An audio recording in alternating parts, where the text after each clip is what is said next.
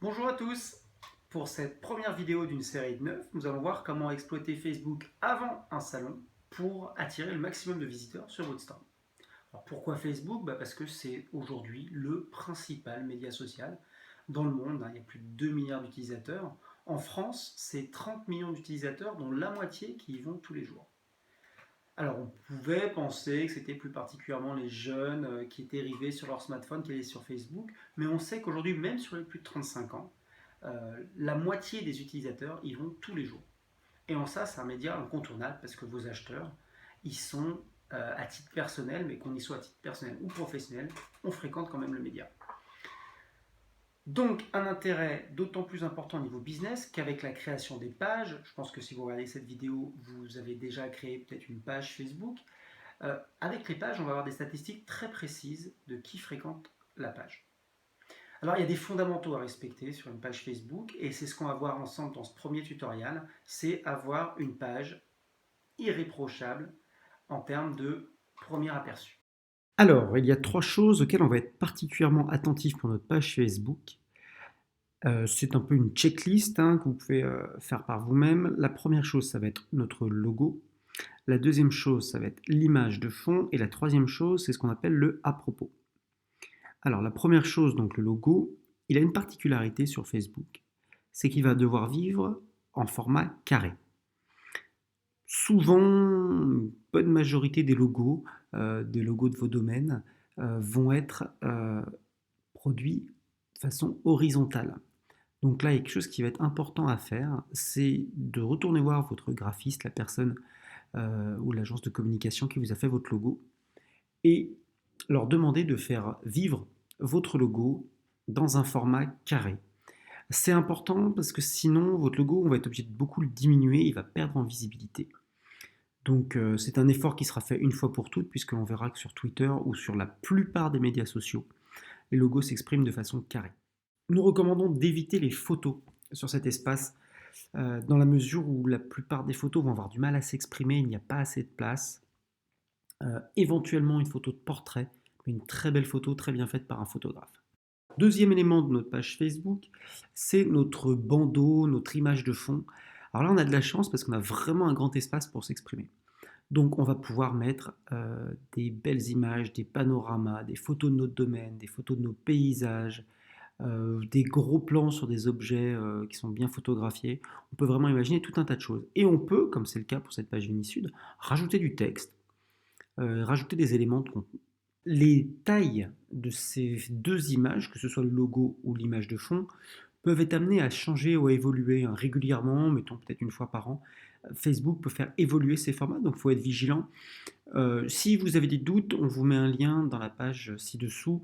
Il y a des sites qui systématiquement nous rappellent les tailles précises au pixel près de ces images, donc ça permet de faire des choses très propres. Si l'image que vous envoyez à Facebook n'est pas exactement à la taille qui est demandée, Facebook va la redimensionner automatiquement et ça risque de faire baver votre image, on risque de voir les pixels, donc ça c'est pas très heureux. Donc voilà, soyez vigilants à ce point. Troisième élément de notre checklist, l'à propos. L'idée de cet à propos, c'est de présenter votre entreprise. Donc il y a un certain nombre de champs qu'il faut vraiment systématiquement et impérativement remplir. Le premier, c'est la description de votre entreprise. C'est essentiel, en 2-3 phrases. Une personne qui n'a jamais entendu parler de vous, mais qui est tombée sur vous sur Facebook, doit pouvoir comprendre exactement ce que vous faites. Ensuite, également essentiel, vos coordonnées bien propres, à jour, votre numéro de téléphone, une interface de message, votre email de contact, tout ça doit être parfaitement renseigné. D'autant plus que maintenant, si les gens consultent leurs médias sociaux depuis un smartphone, en un seul clic, ils vont pouvoir par exemple vous appeler.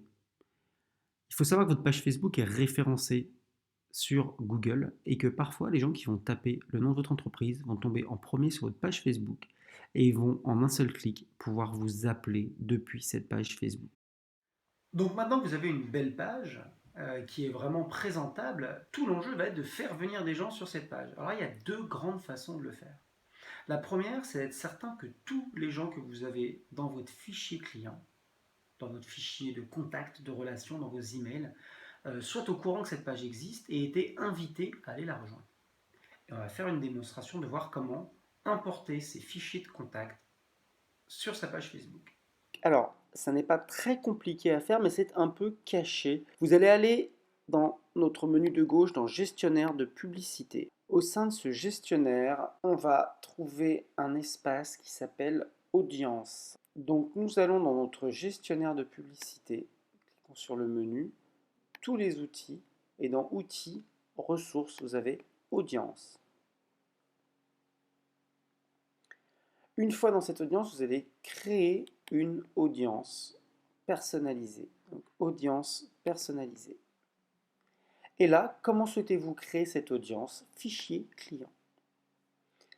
Choisissez un fichier ou copier-coller des informations. Donc on verra que cette option est la plus intéressante, mais si vous utilisez déjà pour vos emailing une solution telle que Mailchimp, vous allez pouvoir créer une connexion avec Mailchimp. Donc je vais choisir un fichier et copier-coller des informations. Et là, alors les options sont très très simples. Soit vous avez déjà un fichier Excel. Dans ce cas-là, vous allez réenregistrer votre fichier Excel au format dit CSV, donc enregistré sous CSV, c'est assez facile. Soit plus simple, et là j'ai créé un fichier Excel déjà tout prêt, hein. Voilà, j'ai créé 2 contacts. Je vais aller tout simplement copier, hein, copier et coller ces éléments. Regardez comme c'est simple. Donc soit je peux l'importer, on le voit, soit je peux copier-coller. Et là, je vais tout simplement dire, voilà, je vais aller sur Suivant. Et là, il va reconnaître les champs. Je vais tout simplement lui dire que ça, ce sont les prénoms. Que ça, ce sont les noms de famille. Et que ça, ce sont les adresses email. Et une fois qu'on a fait ça, on va pouvoir importer et créer. Voilà. L'audience a été créée. Voilà, maintenant vous avez constitué votre audience, vous avez une base de fans. L'idée maintenant, et ça va être l'essentiel, ça va être de les faire venir sur votre stand. Alors comment faire cela? Première idée, toute simple, une astuce, changez votre image de couverture pour faire la promotion de votre stand. C'est tout simple, prenez une jolie photo et vous marquez dessus, voilà, rejoignez-nous sur Vinisud, stand, ainsi de suite. Première chose. Deuxième chose, ça va être de programmer des publications que vous allez faire toutes les semaines, voire même un petit peu plus fréquemment, juste à l'approche du salon, dans lequel vous allez parler de ce qui va se passer sur votre stand. Un lancement produit, la découverte du nouveau millésime, peut-être une dégustation que vous avez programmée à telle heure, tel jour. Et voilà, et vous allez faire des publications tous les 3, 4, 5 jours pour parler de ces événements. Une autre façon de générer du trafic sur votre page, c'est de créer une publicité. C'est une des grandes forces de Facebook, c'est de permettre de faire des publicités extrêmement ciblées. Nous allons voir comment. Donc vous allez chercher toujours votre gestionnaire de publicité.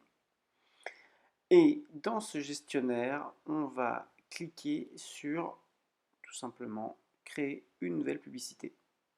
Créer une publicité, c'est en haut à droite en vert. Donc lorsque je clique dessus,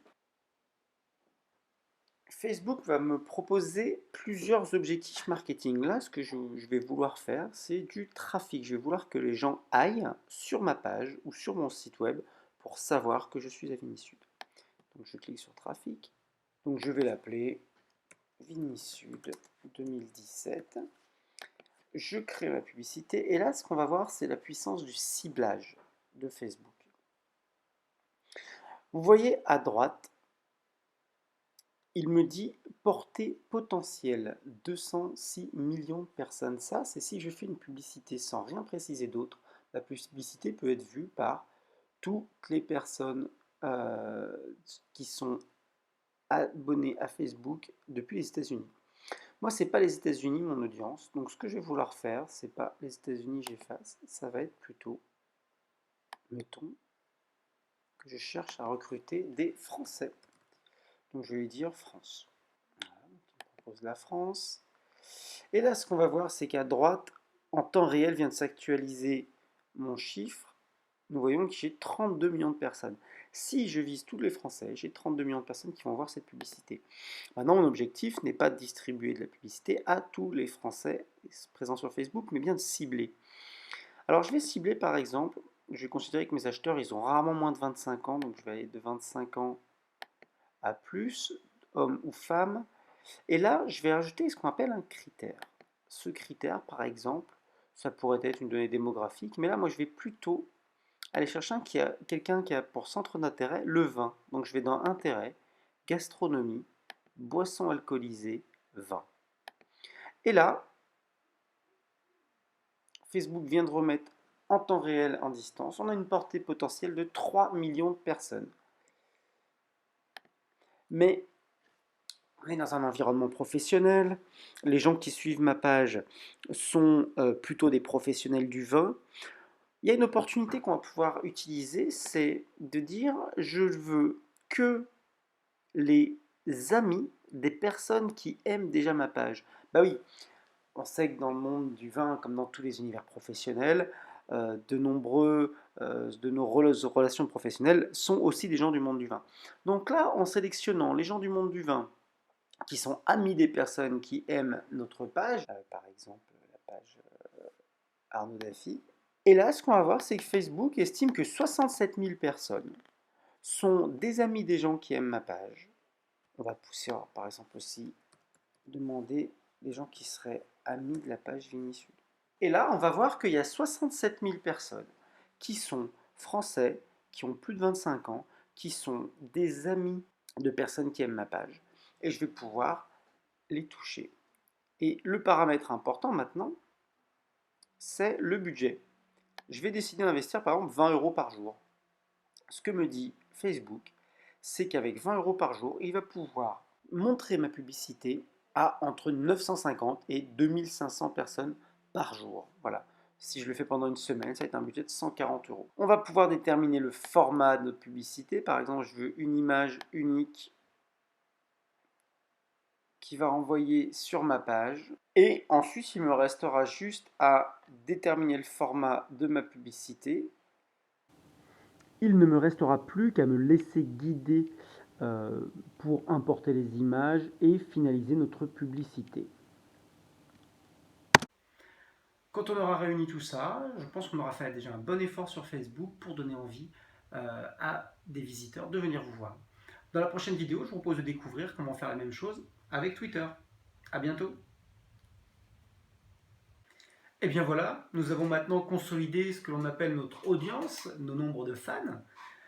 Maintenant, l'idée, ça va être d'aller faire savoir à ces fans, à ces personnes qui voient notre page, qu'il se passe quelque chose sur notre stand à Vinisud. Pour cela, plusieurs astuces assez simples. La première, c'est de changer sa photo de couverture, son image de couverture, et on va utiliser cette image pour faire la promotion de notre stand. Tout simplement, nous sommes présents à Vinisud, le numéro de votre stand, et c'est très simple, avec peut-être une photo des années précédentes de Vinisud, quelque chose de sympa. Deuxième chose que vous pouvez faire, ce sont des publications. Alors une publication, un post qui vont mettre en valeur ce que vous allez montrer sur votre stand. Ça peut être une nouvelle cuvée, ça peut être un lancement de produit, ça peut être la découverte du millésime, ça peut être peut-être une dégustation que vous aurez programmée à telle ou telle heure. Mais faire savoir aux gens qu'il va se passer quelque chose et qu'ils ont tout intérêt à passer vous voir. Quand vous avez fait ça, cette publication, il va être possible d'en faire la promotion. C'est ce qu'on a vu dans la démonstration sur la publicité. On peut booster une publication pour qu'elle soit vue par un maximum de votre base de fans. Quand on a fait tout ça, eh bien, je pense qu'on a mis déjà un certain nombre de chances de son côté sur Facebook. Et nous allons voir dans la prochaine vidéo comment en faire de même grâce à Twitter. A très bientôt!